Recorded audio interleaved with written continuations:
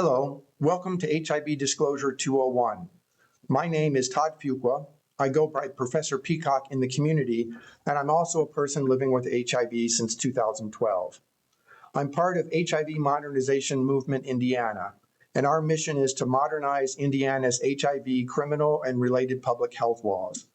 We put together this video because we recognize it may take years to change the laws. But in the meantime, there are things that we can do to educate people living with HIV about the laws that can reduce the risk of them being falsely accused of non-disclosure or help them out in a situation where they may be facing charges. So today we're going to go over the duty to inform law in Indiana and then some best practices for disclosure. I will say at the outset that this information does not constitute legal advice. I am not a lawyer. This is for general information purposes only. This is our law in Indiana as of 2020. It tells us that people living with HIV or hepatitis B have a duty to inform our sexual and needle-sharing partners of our status prior to a high-risk transmission activity. The law was updated in 2020 to add an improved definition for high-risk activity. It means, according to the CDC, an act that bears a significant risk of transmitting HIV or hepatitis B.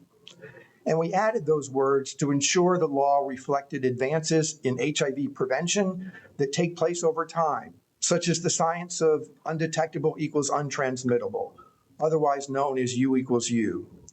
U equals U means a person who is on treatment and HIV undetectable cannot sexually transmit HIV. This was intended to make it clear that the person with an undetectable viral load is not legally required to disclose under Indiana's law because there is no risk of transmission. It's not a high-risk act. We also did it because we know that acts like oral sex have low to no risk of transmission. And then furthermore, if people use condoms or one person is on PrEP, that could also be considered a legal defense under this new wording. And all of this was done really as part of our mission to align our laws with current science and medical understanding around HIV transmission. So if I were charged under this law, I would get a copy of the previous slide and the actual wording of the law, and I would sit down with my lawyer and we would go to the CDC website because I want them to understand the science and to see where the CDC endorses that these are not high-risk activities. So a person living with HIV who's on treatment and maintains an undetectable viral load has zero risk of transmitting HIV. It's endorsed by the CDC. Same thing with safer sex. The CDC website states that there is extremely low to no risk of transmitting HIV through activities like oral sex. On another place on their website, it actually says it's a no-risk activity. Same thing with condoms. It reduces the risk to where sex is no longer a high-risk activity.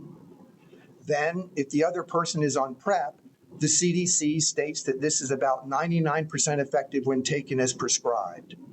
And of course, if we combine any of these steps, so if the other person is on PrEP and we use condoms, then we're able to show that we're further reducing that risk. And that's information that I want my lawyer to have so they can make the best case for me. So the real question is, in Indiana, could I be charged for a crime for not disclosing my status prior to sex if my HIV viral load is undetectable? Well, legally speaking, you shouldn't be charged.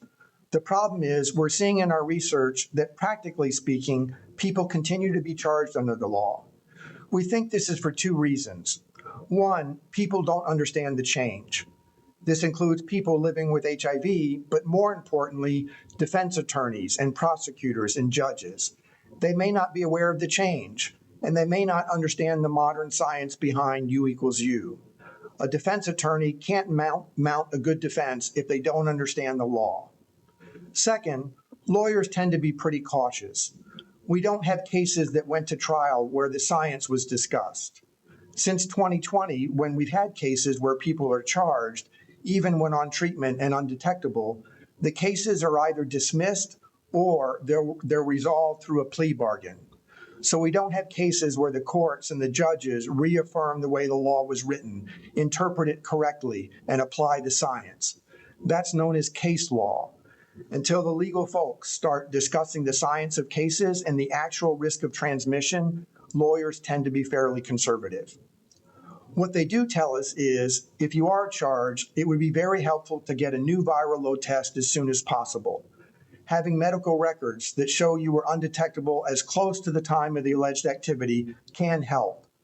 We all know that sometimes we don't get our viral load test, but maybe once every 6 months or once a year. In a court of law, that might seem like a long time.